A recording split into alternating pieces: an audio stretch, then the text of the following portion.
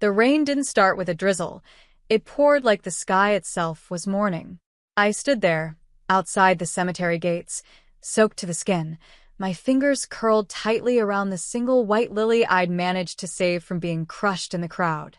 My breath came out in cold bursts. My stepmother stood near the casket, dressed in sleek black, her arms looped around her two sons. She didn't glance my way, not once. But her voice carried. And when I stepped forward, ready to say goodbye to my father, she turned, sharp as a blade. Her lips curled in a disgusted smirk. "Don't even think about stepping any closer, Mira." She practically spat my name. "You meant nothing to him. You weren't even blood." Gasps fluttered across the small crowd like a wind hitting dry leaves. Some looked away awkwardly. Others looked right at me, pity written across their faces like graffiti. I didn't cry. Not there. Not for her. Not for them. I just nodded. Took one last glance at the closed casket, at the man who once lifted me onto his shoulders so I could touch the stars, and turned away. I walked back to the parking lot. Rain slapping the pavement. My clothes stuck to my body, my hair clinging to my face. I got into my 10-year-old Corolla and shut the door. And then, for the first time that day, I broke. My whole body trembled as I gripped the steering wheel. My chest felt caged. A silent scream pressed behind my throat. He was gone. My father, stepfather, technically, but the only real parent I ever had. And now he was just ashes and legalities, erased from me by a woman who'd never accepted me. I pulled myself together when I saw the text. "Mr. Carson's will is being read tomorrow at 10 a.m. at Benton and Green Law offices. You are requested to attend." Requested. Not invited. Not welcome. But I'd be there. Even if I had to stand in the back. Even if I had to listen to her gloat about how she now owned every inch of his world. I wouldn't let her erase me. Not from his story. Not from mine. The next morning, the law office smelled like polished wood, old money, and too much ego. Laura, my stepmother, sat in the front with her lawyer and her two smug sons. She wore a designer dress and pearls that didn't belong to her yesterday. I recognized them.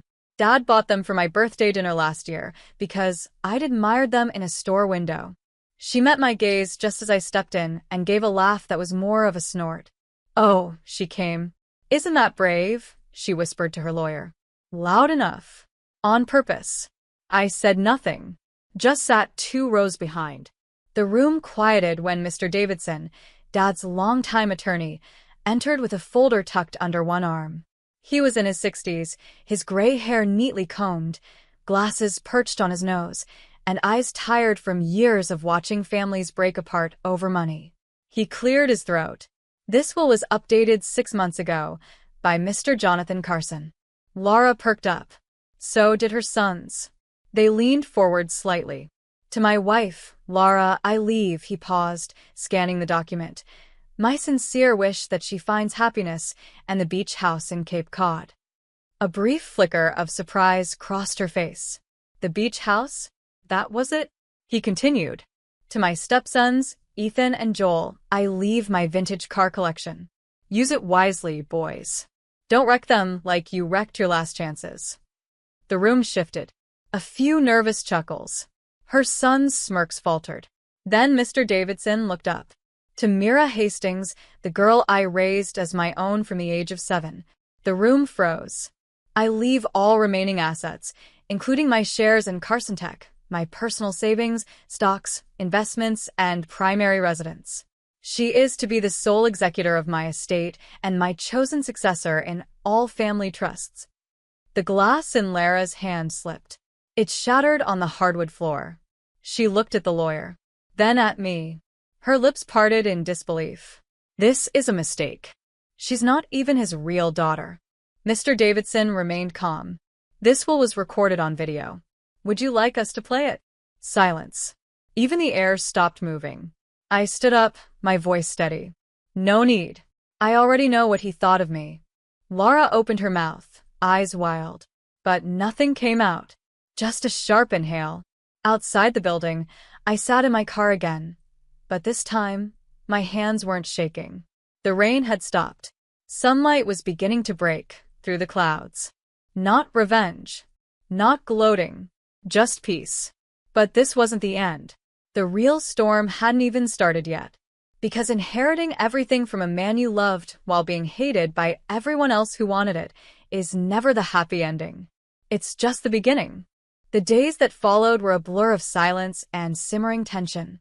I didn't go on social media, but my phone still buzzed with messages I didn't want to read. You're disgusting. Hope you're proud of stealing from your family. Rot in hell, gold digger. Not from strangers. These were from Lara's circle. My stepmother's friends, her cousins, her son's girlfriends, even people I barely knew. All of them felt justified in sending hate because the narrative Lara had spun was already rooted deep. I was the outsider. The girl who stole everything after Jonathan died. What they didn't know was that he taught me how to run the company. That while they were at charity galas sipping champagne and taking selfies, I was in the study helping him restructure investments, preparing quarterly reports, reviewing project blueprints. He didn't choose me because of pity. He chose me because I earned it. The first time I walked into Carson Tech's headquarters as its new acting chairwoman, the air grew thick. People paused mid-conversation. Some stood a little straighter. Others averted their eyes. Lara had been spreading rumors here, too. I heard the whispers as I passed. Isn't that the girl he adopted or something? Didn't she get kicked out of the funeral? She's just some secretary. How can she run a tech empire? I kept walking. The elevator ride to the executive floor felt longer than usual. When the doors opened, the senior board was waiting. 12 men and 2 women, most older than me by at least 2 decades. They didn't clap. No warm welcome. Just cold nods. Mr. Grayson, the acting CEO in my father's absence, stood up. Ms. Hastings, we expected someone more experienced. His tone was polite, but the condescension dripped from every syllable. I set my folder down.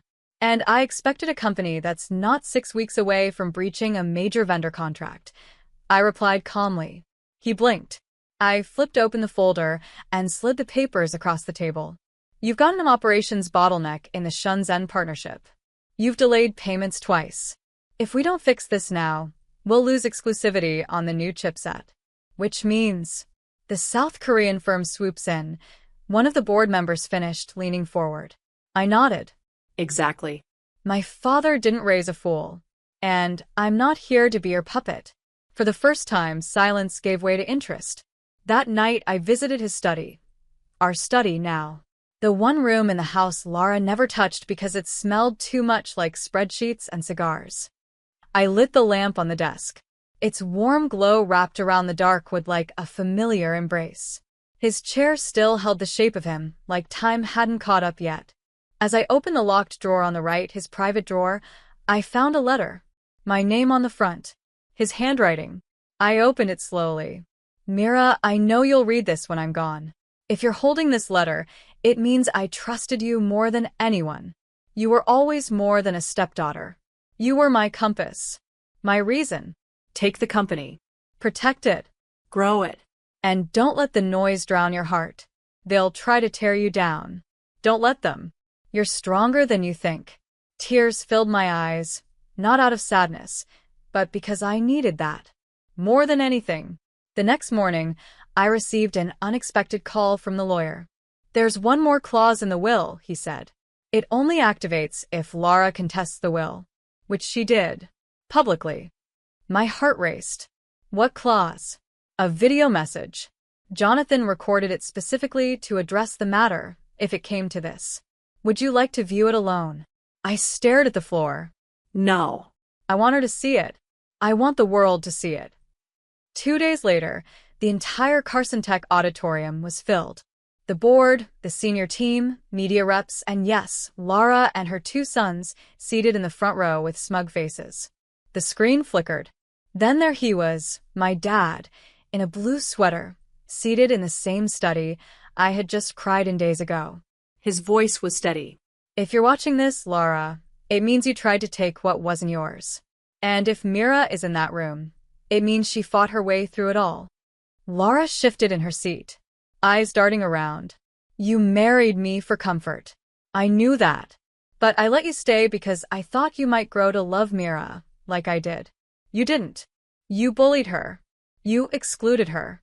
And when I got sick, you only got crueler." Murmurs echoed across the room. Someone gasped. So I made a choice. One I do not regret. Mira is my legacy. And if anyone doubts that, maybe you should ask yourself why she was the only one who visited me in the hospital after the third surgery. The screen went black. Silence. Heavy. Complete. And for once, Laura had nothing to say. But I wasn't there to humiliate her. I wasn't there to rub it in. As everyone began to leave, I approached her slowly. She didn't look up. "I'm not going to fight you anymore," I said softly. "You can keep the beach house. I've already decided to convert the estate's assets into a scholarship fund for girls who never get the chances I got. You'll be credited as part of the founding family. No one needs to know anything else." She finally looked up. Her mascara was smudged. Her hands trembled. "Why?" she whispered. "Why would you do that?" "Because he wouldn't want me to become what you were to me," I replied. "The press called me the quiet storm. But I didn't care about titles. I cared about carrying his name with dignity. And in doing so, I found peace. And purpose." 3 weeks later, I sat across from a business tycoon who used to dismiss me as the intern who tagged along with Jonathan. Now, he poured me tea himself. His tone was careful, polite, slightly nervous. "Ms. Hastings, you've managed to triple investor confidence in less than a month. That's impressive." I gave a slight smile. "It's Mira. And I didn't do it alone." It wasn't about revenge. It never really was. It was about restoration, respect, balance. But that balance came with a price. I returned home one evening to find a box at my doorstep. No note. Just an old cardboard box with duct tape on the sides. Inside were photographs. From years ago. Photos of me with my father, laughing at the lake house, blowing out birthday candles, hugging him on the porch after a college rejection letter. And one letter, written in shaky handwriting. From my grandmother, Dad's mom. We hadn't spoken in years. She'd never accepted Laura as his wife. She left when I was 13. "Sweetheart, your father wrote me often, told me everything. I wasn't there for you, and I carry that. But I want you to know, he loved you like blood. He told me you saved him more than once, when the pain got too loud. I wasn't brave enough to stand by you then. I hope these pieces of him bring you the warmth I couldn't." My hands shook. My knees buckled. I sat on the floor and let myself sob, tears that hadn't found release at the funeral, the will reading, or even the victory. Because finally, it hit me. This wasn't about proving anything anymore. It was about grieving, about letting go. That weekend, I drove to the small, crumbling house where Laura now lived. She had moved out of the estate days after the video was played. She opened the door, surprised.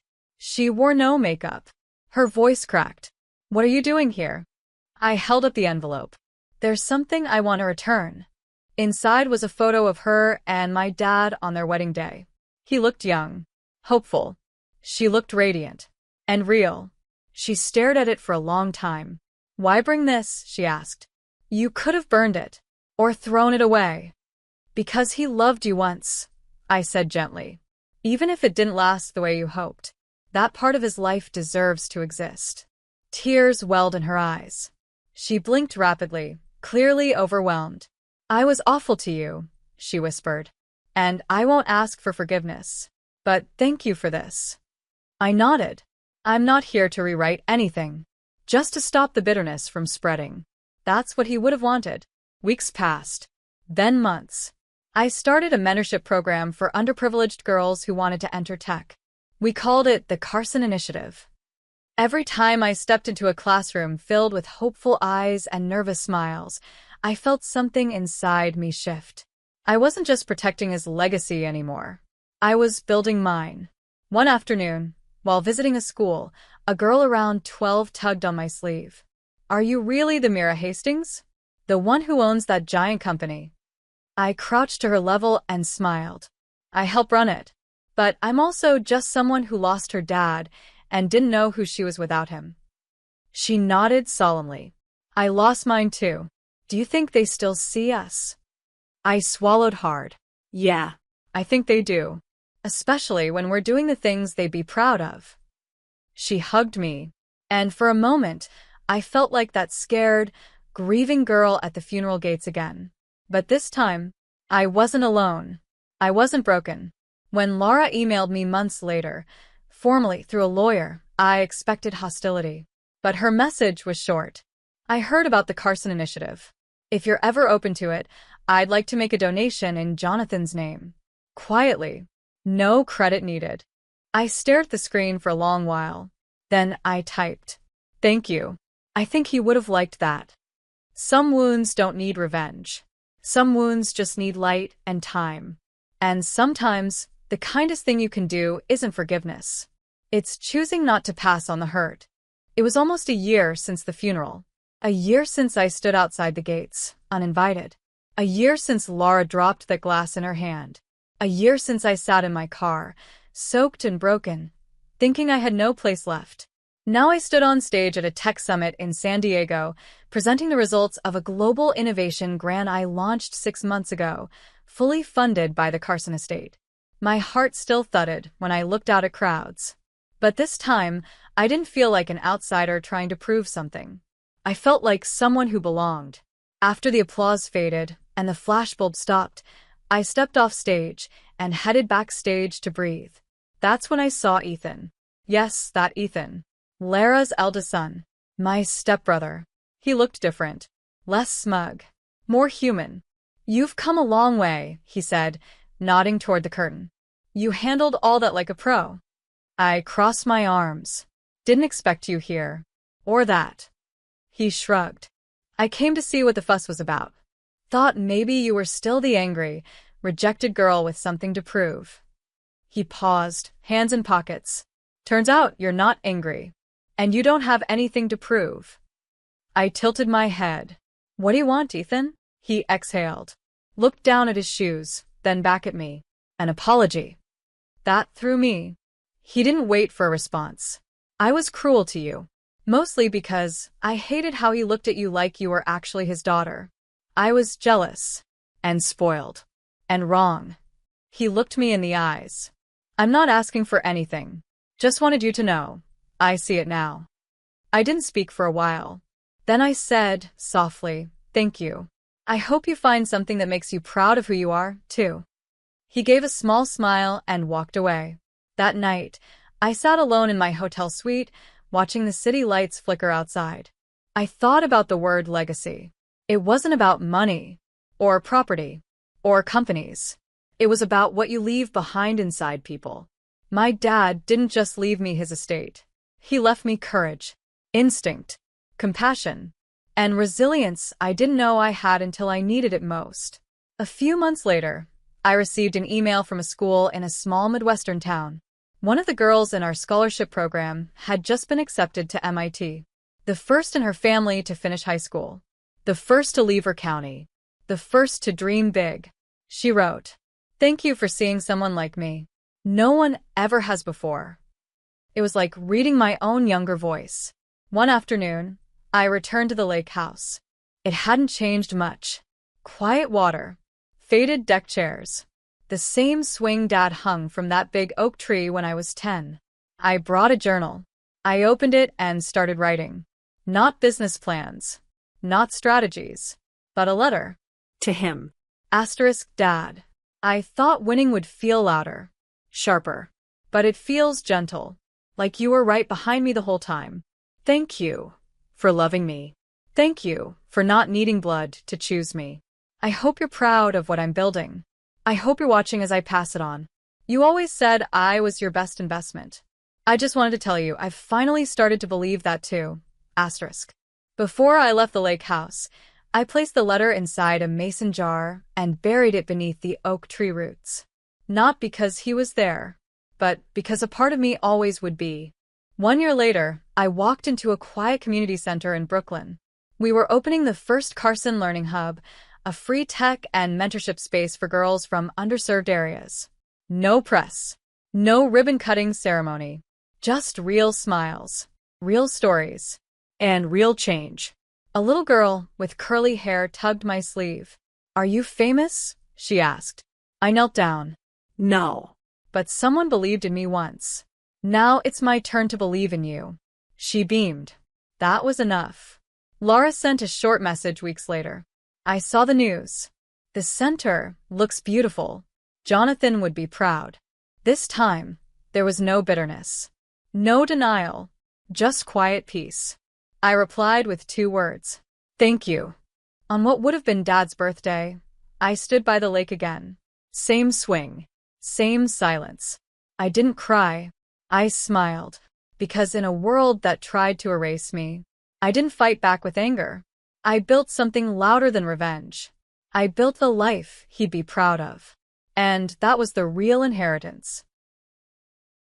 The sound of the engine sputtering to a halt sent a jolt through Claire's chest. The car lurched to a stop on the desolate stretch of country road, and for a moment, all that could be heard was the soft hum of the engine winding down and the distant call of birds. The sun was low in the sky, casting long shadows across the empty road. Claire sighed, gripping the steering wheel, frustration flooding her senses. She had been driving for hours, stuck in the endless open fields and narrow roads of the countryside. The city life seemed like a distant memory now, but what was supposed to be a quiet retreat had turned into a nightmare. The last thing she needed was to be stuck on a road that looked as though it had been abandoned for decades, with no cell service and no sign of civilization for miles. Her car had just given up on her, refusing to start no matter how many times she turned the key. Claire opened the door, the heat from the car hitting her as she stepped out. She looked around, her heart pounding. It was starting to get late, and she had no idea how long it would take to get someone to help. Her eyes darted across the landscape, hoping to see something, a house, a farm, anything. But there was nothing for miles except fields stretching out in every direction. Then she spotted it, a small barn in the distance, barely visible through the tall grass. She felt a flicker of hope. Maybe someone there could help her. She started walking towards the barn, her mind racing with possibilities. Was it a farm? Would the owner be kind enough to help a stranger stranded on the side of the road? She quickened her pace, her feet kicking up dust as she made her way toward the barn. The sky had begun to turn an ominous shade of gray, and the weight of the silence pressed in on her. She couldn't shake the feeling that something wasn't quite right. The place felt off like an old forgotten world stuck in time. She hesitated for a moment before pushing open the weathered door of the barn. Inside, the barn was dark, musty, and filled with the smell of hay and old wood. The faint sound of rustling echoed around her as her eyes adjusted to the dim light. Claire stepped further into the barn, trying to shake the unease that had settled in her chest. She had expected to find a farmer or someone working, but the place seemed deserted. Yet, the barn looked well-kept, too well-kept for a place that seemed so remote. Her eyes scanned the interior, but there was no sign of life. She stepped back toward the entrance, ready to turn around and look for another option when a voice echoed from the far corner of the barn. Well, what have we got here?" Claire froze, her heart racing. She turned toward the voice, spotting a tall, broad-shouldered man standing near a stack of hay bales, his arms crossed over his chest. He was dressed in a worn plaid shirt and faded jeans, his boots covered in dust from working in the fields. I'm sorry to bother you," Claire stammered, trying to mask the nervousness creeping into her voice. "My car broke down on the road outside. I was hoping you might be able to help me." The man didn't respond right away. Instead, he stepped forward slowly, his eyes narrowing as he examined her. There was something about his gaze that made her feel uneasy. It wasn't exactly hostile, but it wasn't friendly either. "You've got guts, walking into a stranger's barn like this," he said, his voice low and gravelly. "Most people wouldn't come this far." I didn't have much of a choice," Claire said, her voice shaking slightly. "I'm just looking for help. My car won't start, and I can't get a signal to call anyone."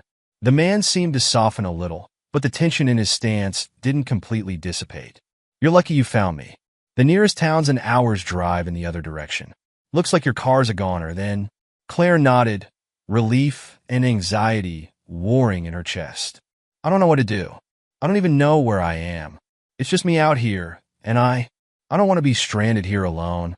The man studied her for a moment longer, and for a second, Claire could have sworn she saw something flicker in his eyes.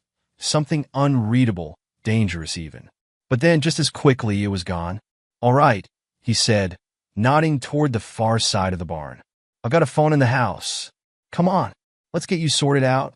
Claire followed the man out of the barn, her footsteps hesitant. There was something about this whole situation that didn't sit right with her, but she pushed it aside. He was offering to help, and she was grateful for that. As they made their way to the farmhouse, Claire couldn't help but notice the way the man moved. Quietly, confidently, like someone used to being alone. Someone who wasn't afraid of being left in the middle of nowhere. The farmhouse was old, but it was well maintained. The garden was neat, the windows were clean, and there was a sense of care that couldn't be ignored. But the silence of the place felt strange. There were no animals, no sign of any other people. Just the man, his presence dominating the landscape like he was the only one who mattered out here. "Who are you?" Claire asked before she could stop herself. "I mean, I know you're a farmer, but where are your family?" The man's eyes flicked over to her, and for a second, the tension in his jaw tightened. He opened the door to the farmhouse without answering her question, stepping aside to let her in. "Come inside. I'll get the phone," he said, his tone a little more guarded now. Claire stepped inside, cautiously looking around. The interior was rustic but cozy. There was a fire burning in the hearth, and the room was lit by the warm glow of old-fashioned lamps. It looked like the kind of home that had been built with years of hard work, a place that had seen its fair share of history. As the man turned toward the kitchen, Claire's eyes lingered on a large framed photo hanging on the wall. It showed a woman and two children, smiling, happy together. The family portrait looked old, but there was a sharp sadness in the eyes of the people in the photo. Claire didn't know why, but it sent a chill down her spine. The man returned with the phone, but as he handed it to her, he hesitated. "There's something I should tell you," he said, his voice quieter than before. "You're not the first person to end up here." Claire raised an eyebrow. "What do you mean?" The man looked at her, his face suddenly stern. "People come out here looking for help, but not everyone leaves. Some of them don't make it." A knot twisted in Claire's stomach. What was he saying? Before she could respond, the man's expression softened, and he handed her the phone. "Just a joke," he said, his tone light now. "Don't take it seriously. Go ahead and make your call. I'll be right here." Claire tried to call for help, but the phone screen flickered. Her stomach churned. Something was wrong. She looked at the man, who was now standing a few feet away, watching her with a quiet intensity. "Something's wrong," she muttered, frustration rising. "I can't get a signal." The man smiled, a slow, deliberate smile that didn't reach his eyes. "It's an old phone," he said. "Not much service out here." Claire's nerves were on edge, but she didn't want to jump to conclusions. Still, the feeling that something was very wrong began to grow. She couldn't shake the chill running down her spine. The unease she'd felt the moment she entered the barn was back, but now it was more palpable, more dangerous. Suddenly, Claire's eyes fell on a small, dusty journal on the counter beside her. It looked old, worn, and out of place. Without thinking, she reached for it. When she opened the first page, she froze. The entries were dated years ago. They described a man, someone who had helped stranded travelers, someone who had taken them in, made them comfortable, and then, without fail, they were never heard from again. The last entry was chilling. "Another one is here, just like the others. They'll never leave." Claire's blood ran cold. She looked up at the man, who was still standing there, watching her closely. "Who are you?" she asked, her voice shaking. The man didn't answer right away. Instead, his smile deepened. "You don't know, do you?" A chill ran through Claire as she backed away, the journal still in her hands. The pieces were starting to fall into place, but it was too late. The door slammed shut behind her. Claire's mind raced as she stared at the man. No, the monster, who had been hiding behind the facade of kindness. Her hands trembled as she clutched the journal in her grasp. The words, so innocently written at first, now felt like a death sentence. "Another one is here, just like the others. They'll never leave." Her breath caught in her throat, as the realization hit her hard.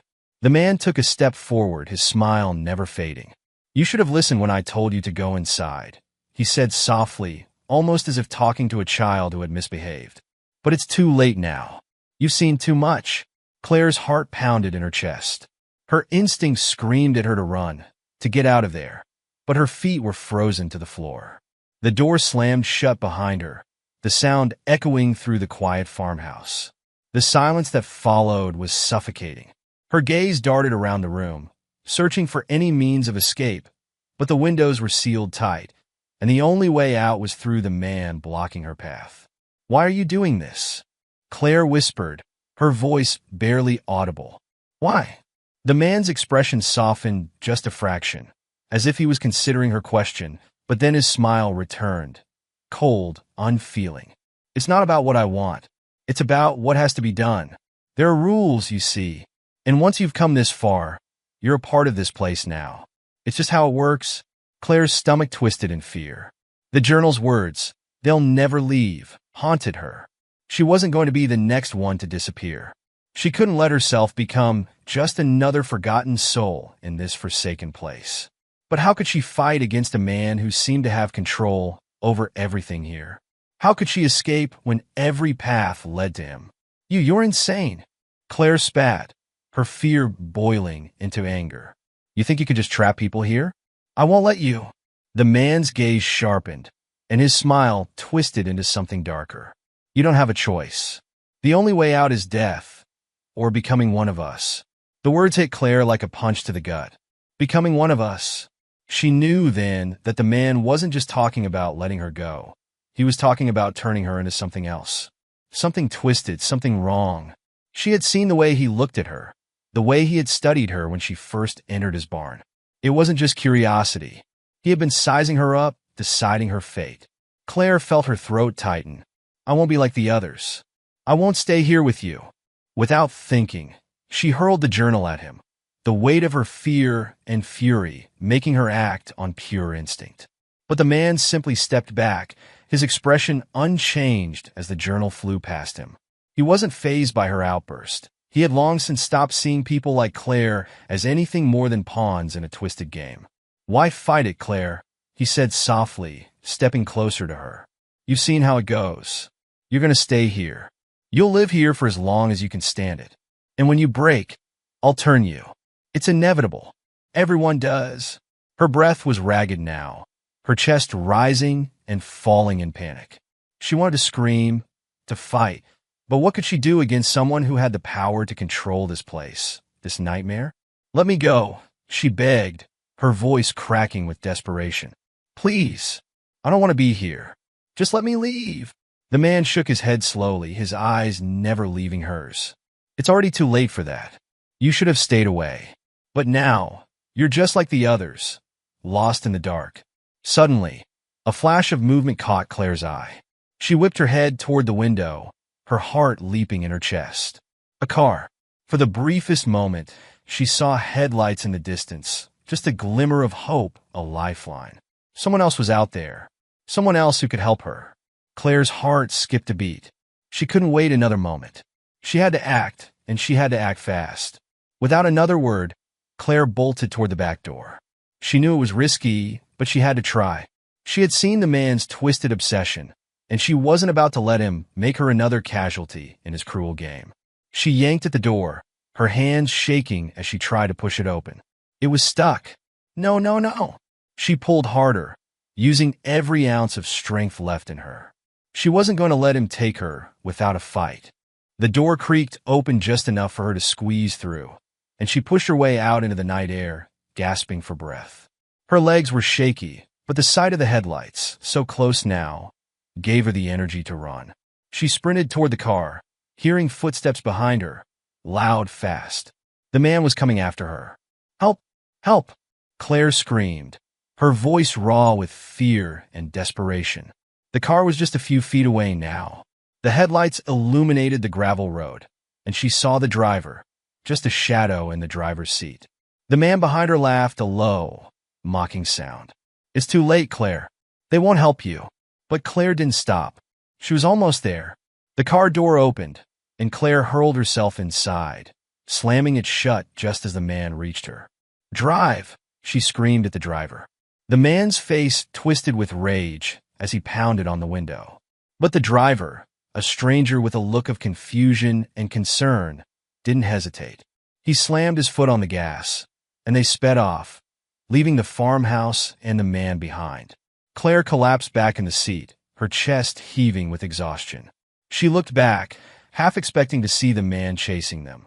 But there was nothing but the empty road stretching out behind them. "I don't know who you are," the driver said, glancing over at her with a look of disbelief. "But you were running from something serious. Are you all right?" Claire looked out the window, her mind racing. She didn't know how to explain what had just happened, what she had just escaped. The fear, the terror, the darkness that had been closing in on her. It was all still fresh in her mind. But for the first time in hours, she felt safe. She was free. I don't know," she whispered, her voice shaky. "But I don't think I'll ever be the same." The car sped down the road, leaving the farmhouse behind. Claire's breathing began to slow, and her body, still trembling, started to relax. She glanced over at the driver, who was looking at her with a mixture of concern and curiosity. "What happened back there?" he asked. "Who was that guy?" Claire swallowed hard, trying to collect herself. "I don't know his name," she said, her voice shaky. "But he's been trapping people out there. He's not just some ordinary farmer. He's something else. He's been taking people in, and they never leave. He tried to do the same to me. I think I was just another victim." The driver looked at her in disbelief, his eyes widening. "That's crazy. You're lucky you got away. People don't come back from those kinds of places. Not without something changing them." "I don't know what he wanted," Claire said, her voice barely above a whisper. "But I'm not going back there. Not ever. Not if it means becoming like the others. I won't let him do that to me." The car continued down the road, Claire's mind still spinning with everything that had happened. It felt like a nightmare, one she had barely escaped. But as she looked at the man in the driver's seat, she realized something. She had survived, and no matter what came next, she would never let herself become another lost soul in that forsaken place. I'm Sarah, 25 years old, married to my wonderful husband Marcus, and a proud new mother to our 2-month-old daughter, Ella. Life had been good, busy, chaotic, but full of love. Marcus and I had our routine, and everything was falling into place. That is, until my brother Jacob came to stay with us. A little over a year ago, my mom called me, sounding frazzled as usual. "Sarah, I can't do this anymore. Jacob's been out of control lately, and I need some space. Can he stay with you and Marcus for a while?" It wasn't the first time Jacob had stayed with us, but this was different. My mom and Jacob were always butting heads, and I knew my brother was a handful. He was rebellious, impulsive, and prone to doing things that got him into trouble. But still, he was family, and I didn't want to turn him away. At first, I was hesitant. Marcus and I had just started our family, and I didn't know if we could handle an extra person in the house. But Jacob promised he would be helpful, and I figured it would only be temporary until he went off to college. So I agreed. Looking back now, I regret that decision. For the first year, things were fine. Jacob helped around the house, kept to himself mostly, and he even helped out with Ella when he could.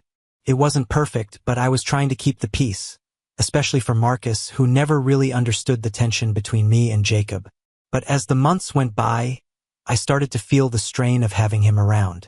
There was always this undercurrent of tension, this constant worry that something would set him off. Then came yesterday, the day everything fell apart. It was just me, Jacob, and Ella at home. Marcus was at work, and I had asked Jacob to look after Ella for a few minutes while I went to the bathroom. She was only 2 months old, so I knew Jacob could handle it. I trusted him. I had to trust him. After all, he was family. But when I stepped out of the bathroom, my heart stopped. I walked out to see Jacob at the top of the stairs, holding something wrapped in Ella's blanket. I couldn't process what I was seeing at first. Before I could even blink, Jacob stumbled and my daughter came tumbling down the stairs. Everything went black for a moment. My mind went into overdrive, but all I could think about was my daughter. Was she okay? My legs gave out from under me as I screamed and bolted for the stairs. The world moved in slow motion, and then I reached the bottom. But when I looked down, it wasn't Ella.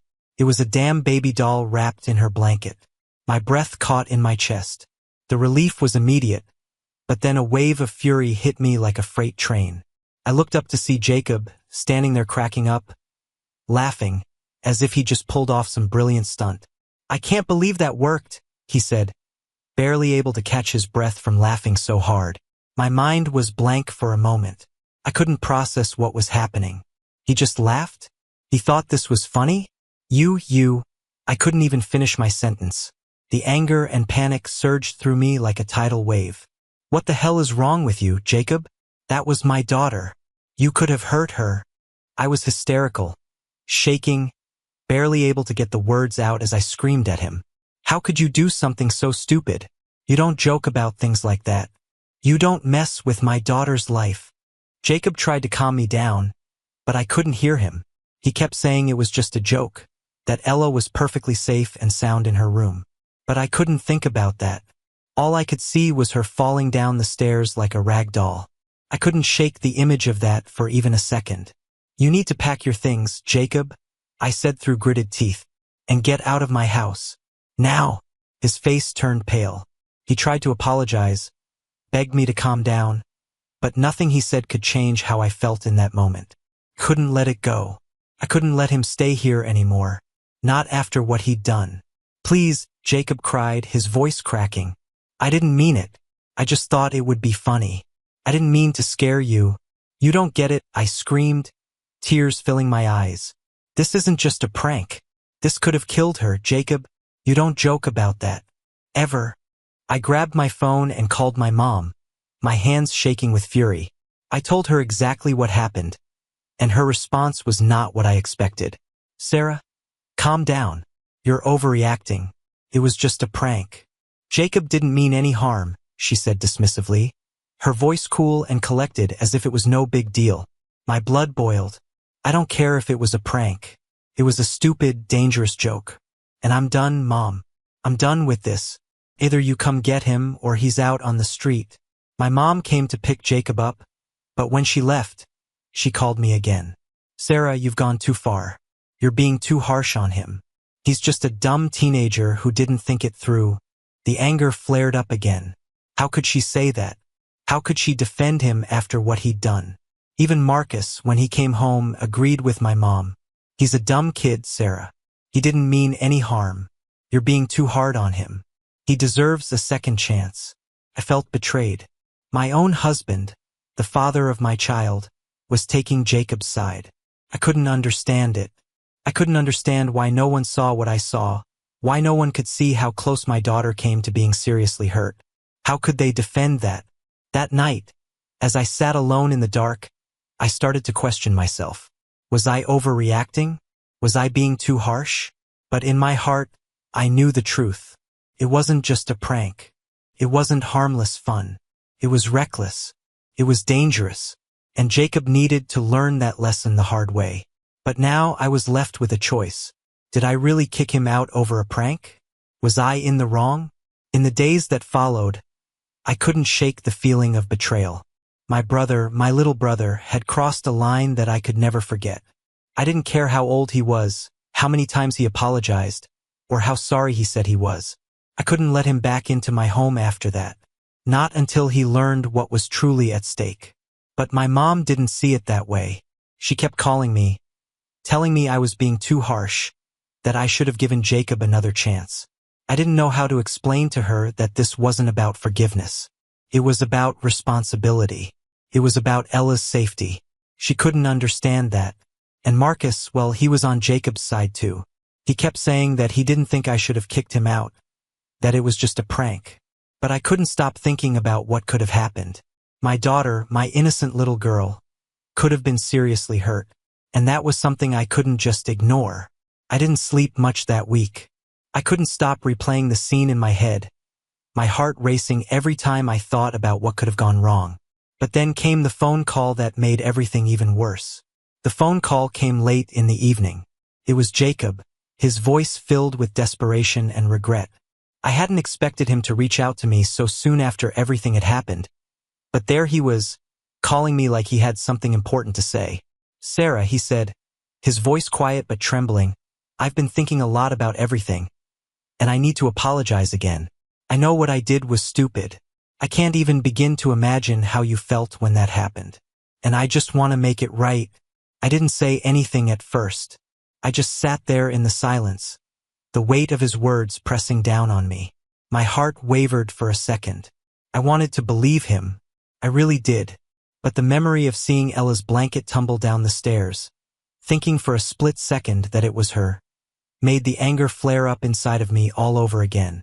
"You don't get it, Jacob," I said finally, my voice cold. "It wasn't just a prank. You don't mess with someone's child like that. You don't put someone you love in danger for the sake of a laugh. And you didn't even care. You thought it was funny." There was a long pause on the other end. I could almost hear Jacob trying to find the right words. "I didn't think it through," he admitted quietly. "I wasn't thinking about what could have happened. I just wanted to get a reaction from you. I didn't mean to scare you or hurt Ella. But I get it now. I see how wrong it was. I swear, I never meant to make you feel like that." I felt the walls I had built around my emotions start to crack. Part of me wanted to be angry, wanted to keep him out of my life for what he had done. But another part of me still wanted to believe that he could change, that he could understand just how much I had to protect Ella. Maybe, just maybe, there was a way forward. "You scared me, Jacob," I said softly. "You scared the hell out of me. That wasn't funny. That was reckless." "I know," he whispered. "And I'm sorry. I wish I could take it back. But I can't.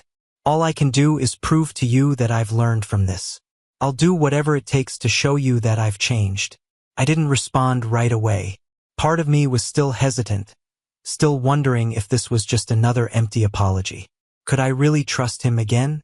Could I give him a second chance after everything that had happened? After a moment of silence, I said, "I can't just forget it, Jacob. I can't pretend like everything's okay. I need time to process what happened. And so do you." "I understand," he replied quickly. "But I'll wait. I'll do whatever it takes. I need you to know that I'm sorry." I hung up the phone, not really knowing how I felt. I wasn't ready to forgive him. I wasn't even sure I could. But I was willing to think about it. I needed time, and I knew it would take time for Jacob to prove that he was truly sorry and that he had learned from his mistake. But as much as I hated to admit it, I knew I didn't want to cut him out of my life forever. He was my brother, and deep down, I knew that if he truly changed, he could still be part of my life. But the question remained, was I willing to risk trusting him again? The next few days were a blur. I kept thinking about Jacob's call, and his apology lingered in the back of my mind. I wanted to move forward, to find peace, but the hurt was still there. The image of Ella's blanket tumbling down the stairs, the fear that gripped me when I thought she was hurt, it stayed with me. It wasn't until a week later that I saw Jacob again. He came over to my house, quietly, cautiously, and asked if we could talk. He hadn't been pushing me. He'd given me space, which I appreciated. When I opened the door, I saw him standing there, holding a small bouquet of flowers in his hands. His face was sincere, but there was still a nervousness in his posture, as if he didn't know how I was going to react.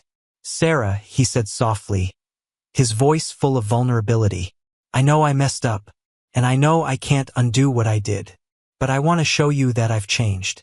I'll do whatever it takes." I looked at him for a moment, trying to see the young man who had been my brother and not just the kid who had terrified me with that prank. I could see it in his eyes, the remorse, the regret. Maybe it wasn't perfect, but maybe it was enough to start moving forward. "Jacob," I began, my voice softer now, "what you did wasn't just a joke. It was dangerous, and it's going to take time for me to trust you again." "I know," he said quickly, nodding. "I'm not asking you to forgive me right away, but I'm going to show you that I can do better. I can be better." He looked down at the flowers in his hand, then back up at me. "I know it won't make up for what I did, but I wanted to do something for you, to show you I'm serious about making things right." I felt my heart soften just a little. The gesture, simple but sincere, wasn't about trying to erase what had happened. It was about showing me that he was trying to make up for it. And that meant something to me. "Thank you," I said, taking the flowers from his hands. "It's a start." Jacob stood there for a moment, waiting for me to say more. But I wasn't ready to forgive him completely yet. It wasn't a light switch that could just be flipped. Trust had been broken, and that couldn't just be repaired with flowers and words. But the first step had been taken. "I need you to understand that this isn't something that's going to be fixed overnight," I told him. "It'll take time, but I'm willing to try. For Ella, for us." Jacob's face lit up with a mixture of relief and gratitude. "I'll prove it, Sarah. Promise." And as I closed the door behind him, I couldn't help but feel a glimmer of hope. Maybe, just maybe, we were on the path to rebuilding something real. But it wouldn't be easy, and it wouldn't be fast. But for the first time since the prank, I felt like we could move forward. The weeks that followed were filled with ups and downs. Jacob continued to show up, more involved, more responsible, more aware of the weight of what had happened. He spent time with Ella, helping me out more around the house, and even started volunteering at a local community center. It was clear that he was trying to prove that he could be trusted again. I, on the other hand, kept my guard up. Every time he did something nice, something that seemed like he was trying to make amends, part of me felt relieved. But another part of me couldn't forget what had happened. I couldn't shake the fear that it would all come crashing down again. But slowly, over time, the tension began to ease. Jacob's actions began to speak louder than his words. He was proving himself bit by bit. And while I still wasn't ready to completely let go of the past, I could see that he had learned from his mistake. And one day, months later, as we sat together at the kitchen table, Ella asleep in her crib, I looked at Jacob and realized something. I had seen the change in him, not just in his actions, but in his maturity. He had grown. He had become someone I could trust again. "I'm proud of you, Jacob," I said softly. "You've come a long way." He smiled, a genuine, grateful smile. "Thanks, Sarah. I've been trying." And for the first time in months, I felt a sense of peace. We were all healing, slowly but surely. As the weeks passed, I thought that maybe, just maybe, things could go back to normal. Jacob was proving himself, trying hard to show that he understood the gravity of what he'd done. I kept my guard up, but I was willing to let the healing process unfold. The road to forgiveness wasn't easy, and it certainly wasn't fast, but we were moving in the right direction. However, I knew the real test would come when something big happened again. Was I ready to let go of my fear? Was I ready to let Jacob back into my life fully? I didn't know. One afternoon, a few months after Jacob's return, I got the call that would make me question everything. It was a typical day, quiet, and Marcus was at work. Ella had just finished her nap, and I was sitting with her in my arms, trying to catch up on some housework. The phone rang, breaking the silence, and I picked it up without thinking. "Hello." It was Jacob's voice, and the moment I heard it, something in my gut tightened. "Sarah, I need to talk to you." Something happened. My heart dropped. I could hear the panic in his voice, the same nervous energy that had plagued him before, and I braced myself for what was coming next. "What happened?" I asked, trying to keep my voice calm, though my heart was racing.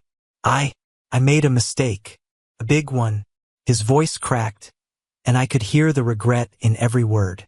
"I messed up, and I'm scared you're going to hate me again." My breath caught in my throat. "Jacob, what did you do? Please just come to the park. I'll explain everything, I swear." "I didn't mean for this to happen," he pleaded, his voice desperate. I didn't even think twice. I grabbed Ella's diaper bag, rushed out the door, and headed to the park. My mind was racing. What could Jacob have done now? Had he really learned from the prank? Had he done something again to hurt my trust in him? Was it possible he was back to his old ways? When I arrived at the park, I saw Jacob sitting on the bench, his head down, his hands gripping his knees tightly. He didn't look like the confident, mischievous teenager I had once known. He looked broken.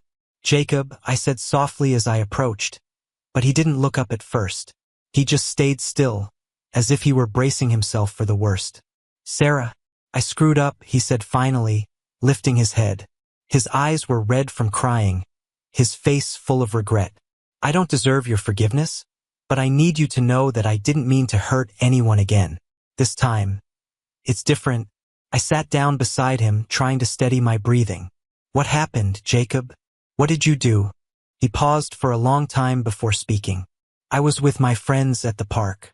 We were messing around and I thought it would be funny to prank them. He broke off, tears spilling down his cheeks. I didn't mean for it to go this far. I told them I could do a dangerous stunt, something crazy, just to get a laugh. And I did it.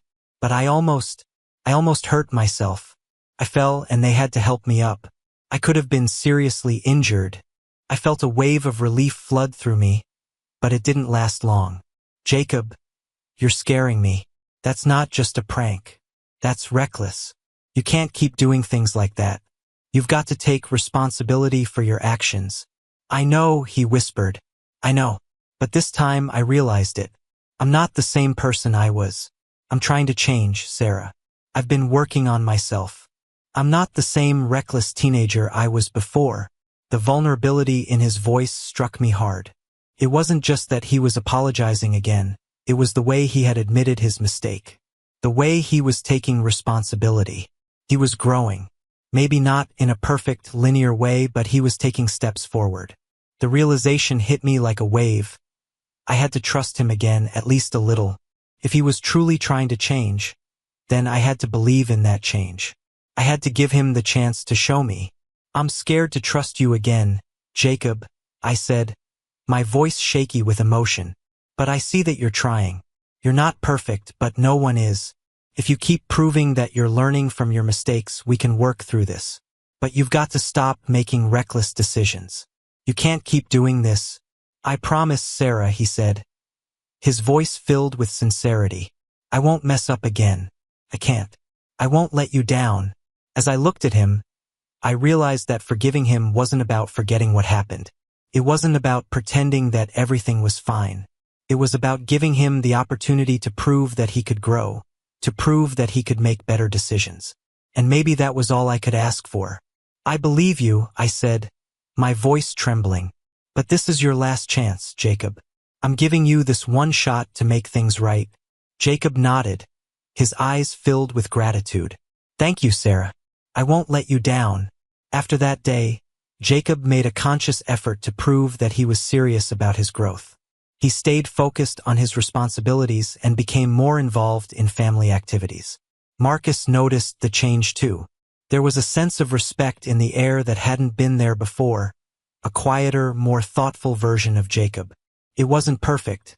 There were moments when I still worried, moments when I questioned whether or not he had truly changed. But slowly, the tension between us faded. The bond that had been broken was mended, piece by piece, as Jacob continued to show that he was learning from his mistakes. One evening, several months later, Jacob sat down with me on the porch while Marcus was inside putting Ella to bed. I'm grateful for this second chance, Sarah, Jacob said, his voice steady. You didn't have to forgive me. I know I messed up, but you've taught me that family is about accountability, about making things right no matter how hard it is. I smiled softly, feeling the weight of those words. I didn't forgive you for me, Jacob. I did it for Ella, for our family. But you have to understand that trust is earned. It doesn't happen overnight. I know, he replied quietly, and I'm working every day to earn it. And in that moment, I realized that I was finally starting to see the brother I had always hoped for. A brother who wasn't just reckless, but someone who understood the responsibility of being a part of this family. As time passed, we healed. Not just Jacob and me, but the whole family. We weren't perfect, but we were trying. And that's what mattered. We had learned that trust, once broken, could be rebuilt. That forgiveness was possible when it was earned. And above all, that family was worth fighting for. The crowd at the local street fair bustled with energy, laughter mixing with the sizzling aroma of food trucks. Ava Novak squeezed through the throng, her eyes darting toward the far end of the park. She wasn't here for the fun. Her hands clenched around a crumpled note stuffed in her jacket pocket, a message she wasn't supposed to ignore. Her heart sank as she saw him, Marcus Hale, standing too comfortably under the glow of carnival lights. The man seemed to draw darkness to himself, despite the cheerful surroundings. Dressed sharply in black, he cut through the ambience like a blade. When their eyes met, he smiled, a predator's smile. "You're late," Marcus said as she approached, his voice calm, but with an edge sharp enough to slice through steel. "I had to work," Ava replied, matching his gaze though her stomach churned. She refused to show fear, even when every instinct screamed at her to run. Marcus gestured for her to follow. The festive atmosphere seemed to evaporate as he led her toward a quiet alley near the parking lot. "You know why I called," he said. Turning to face her, the casual tone of his voice a chilling contradiction to the menace in his eyes. "Your father made promises. Promises he couldn't keep. Now you're going to pay." Ava's blood ran cold, but she steeled herself. "I don't have anything left to give you." Marcus chuckled softly, leaning closer. "Oh, but you do, Ava. Your life, your choices, they're mine now." Ava's heart pounded as Marcus stepped closer, his presence overwhelming. She stood her ground, masking the fear clawing at her chest. "I don't owe you anything," she spat, hoping her defiance would mask her vulnerability. Marcus tilted his head, amused. "Oh, Ava, this isn't about what you owe me. It's about what you'll do to protect your precious little brother." Her breath caught. "Ethan has nothing to do with this." Marcus smirked, pulling out his phone. He swiped the screen and turned it toward her. Ava's stomach dropped as she saw Ethan, blissfully unaware, walking home from his job at the local grocery store. "You're lying," she whispered, her voice trembling despite her attempt to sound strong. "Am I?" Marcus pocketed the phone and leaned in, his voice dropping to a near whisper. "You know I don't bluff. The boy's life is in your hands now. Work for me, or he won't have one." Ava felt trapped, the weight of the moment suffocating her. She clenched her fists, anger sparking beneath her terror. "What do you want?" Marcus stepped back, his grin widening. "It's simple. You're going to help me with a little business. No questions, no resistance. Do as I say, and your brother stays safe. Fail, and—" "Fine," Ava interrupted, her voice firm despite the lump in her throat. "I'll do it." "Smart girl." Marcus reached into his pocket, pulling out a small envelope. He pressed it into her hand. "Your first assignment. Do not open this until you're alone." Without another word, he turned and disappeared into the shadows, leaving Ava standing under the flickering light of the street lamp, her world spinning. Back at home, the silence of the Novak household felt deafening. Ethan had already gone to bed, blissfully unaware of the storm Ava had just stepped into. She sat at the kitchen table, staring at the envelope in her trembling hands.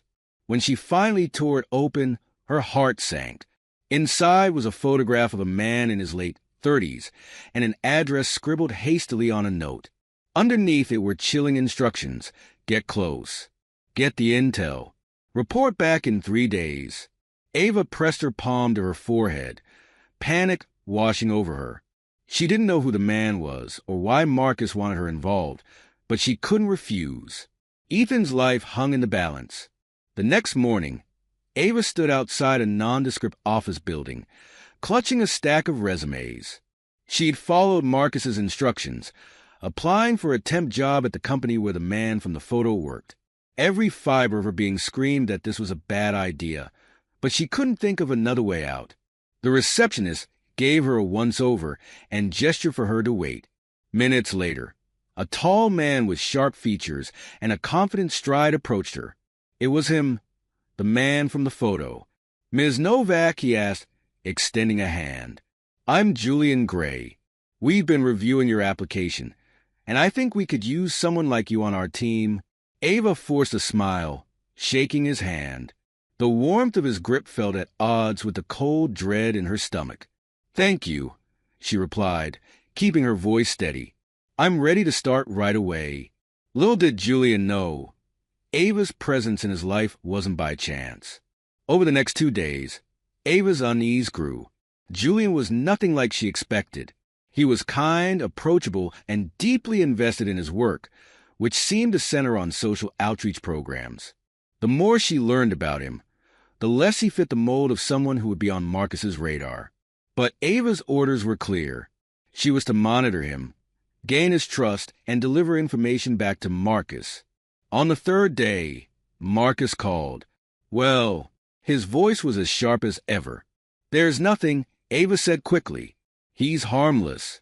Just a businessman." There was a pause. Then Marcus's tone turned icy. "Don't lie to me, Ava. Everyone has secrets. Find his, or Ethan pays the price." The line went dead, leaving Ava feeling more trapped than ever. That night, Ava couldn't sleep. She sat on her bed, staring at her reflection in the cracked mirror. Every moment with Julian replayed in her mind, each one gnawing at her conscience. She knew she had to make a choice. Either she would betray an innocent man, or she would risk her brother's life. As dawn broke, Ava's resolve hardened. She wasn't going to let Marcus control her life any longer, but defying him meant walking a razor's edge. And the stakes had never been higher. The following day, Ava arrived at Julian's office earlier than usual. She had spent the night devising a risky plan, one that could expose Marcus without endangering Ethan. But first, she needed to know why Marcus had targeted Julian. Julian greeted her with his usual warm smile. "Morning, Ava. You're here early. I wanted to get a head start," Ava replied, forcing a cheerful tone. She clutched her notebook tightly, concealing the unease bubbling under her calm exterior. As the hours passed, Ava carefully sifted through files while keeping an eye on Julian. His phone buzzed periodically with calls and messages, and she noted how his expression darkened during one particular conversation. "I told you, I'm not backing down," Julian said, his tone firm. "The project stays on track." Ava leaned closer, pretending to adjust the papers on her desk, and caught fragments of his conversation. Phrases like community funding and land dispute hinted at something much bigger. By lunch, Ava had pieced together enough to suspect that Julian's work was interfering with Marcus's interests. But why would Marcus send her instead of dealing with him directly? Her thoughts were interrupted when Julian approached her desk. "Everything okay?" he asked, his brow furrowed with concern. Ava hesitated, then nodded. "Yeah, just trying to keep up with everything." "You're doing great," Julian said, his voice softening. "If you need help, just ask." For a moment, Ava saw the genuine kindness in his eyes, and guilt gnawed at her. She couldn't let him become another victim of Marcus's schemes. That evening, Ava slipped out of the office with her bag packed and her plan set in motion. She knew she needed an ally, someone who could help her take down Marcus. Her first thought was Liam Cross, an old friend of her father's who had once worked as a private investigator. Liam's office was a cluttered mess of case files and coffee-stained papers. He looked up from his desk as Ava entered, his sharp eyes narrowing in surprise. "Ava, haven't seen you in years. What's going on?" She hesitated, then spilled everything. The threats, Marcus's hold over her family, and her suspicions about Julian. Liam leaned back in his chair, his expression grim. "Marcus Hale. That name alone gives me a headache. Can you help me?" Ava asked, desperation lacing her voice. Liam nodded. "I'll see what I can dig up.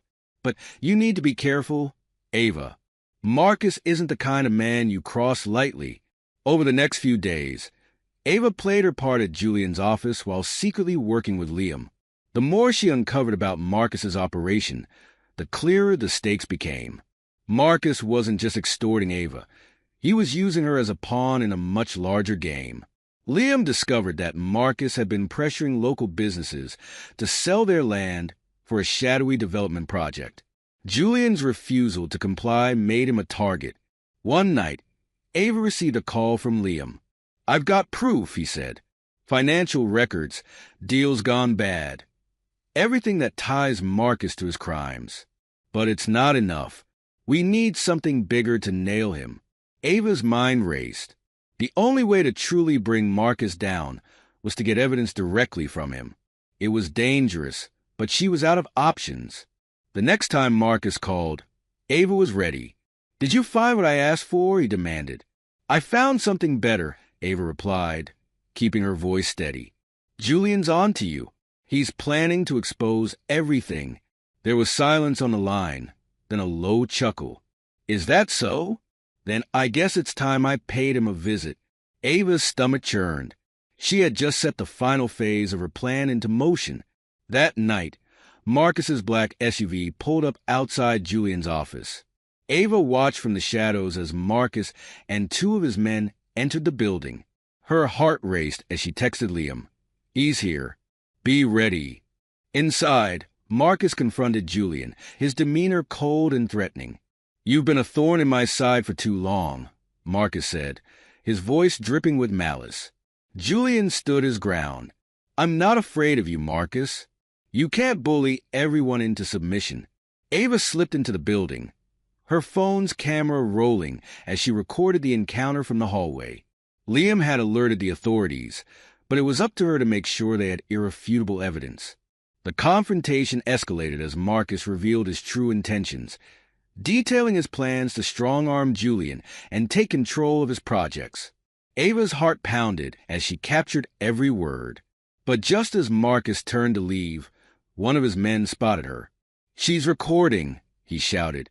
Marcus's eyes darkened as he stormed toward her. "Ava, you little—" Before he could finish, the sound of sirens filled the air. Liam had delivered on his promise. Marcus and his men were arrested that night, their operation exposed for all to see. Ava handed over the footage, knowing it would seal his fate. For the first time in years, she felt a sense of freedom. Julian, though shaken, thanked her for her courage. "You didn't have to risk yourself for me," he said. Ava smiled faintly. "Sometimes you have to fight for what's right." The fallout from Marcus's arrest sent shockwaves through the community. His empire crumbled, and Ava was finally free from his grasp. She and Liam worked together to ensure Ethan's safety, and for the first time in a long while, their family could breathe easy. As Ava stood on the steps of the courthouse, watching Marcus led away in handcuffs, she felt a weight lift from her shoulders. She had faced her fears and emerged stronger. This wasn't the end of her story. It was the beginning of a new chapter.